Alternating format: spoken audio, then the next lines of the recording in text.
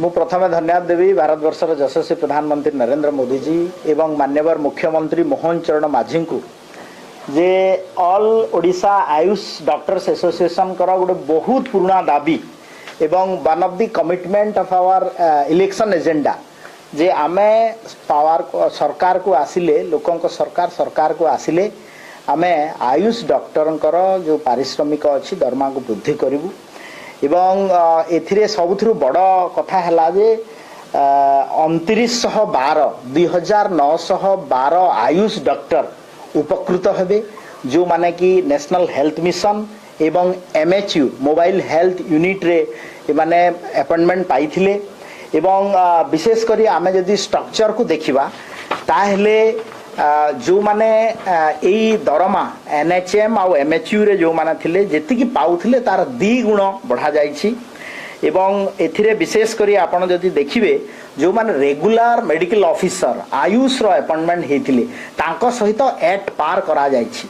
एवं विगत सरकार आयुष डॉक्टर मानक जो बड़ा अवहेला करुला आज आम सरकार डबल इंजिन सरकार भारतीय जनता पार्टी सरकार आयुष डॉक्टर को उचित सम्मान जनाई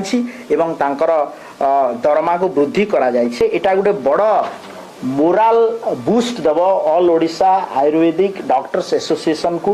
एवं यहा आमे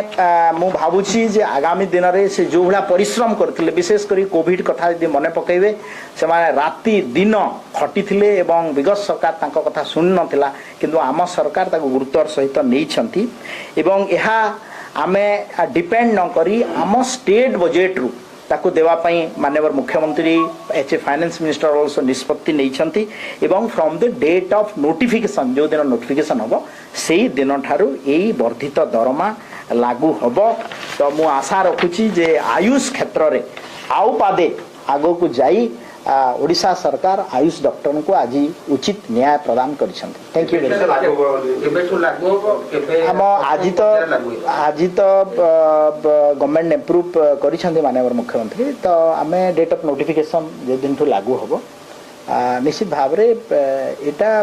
तो गोटे बड़ माने ऐतिहासिक निष्पत्ति सेनु पुणी थरे माननीय मुख्यमंत्री मोहन चरण माझी को धन्यवाद सर केते न अतिरिक्त बोझ सरकार को या परे मुंडे पड़ो सर आमे पाखापाखी इयरली आमे हिसाब करथुलु जे 2912 जन जो उपकृत हेबे आयुष डॉक्टर आयुर्वेदिक होमियोपैथी एथिरे सरकार को अतिरिक्त बोझ एनुअली 104 कोटी 90 लाख 40 हजार टंका अतिरिक्त बोझ हम जोटा कि स्टेट बजेट रु मिट करा।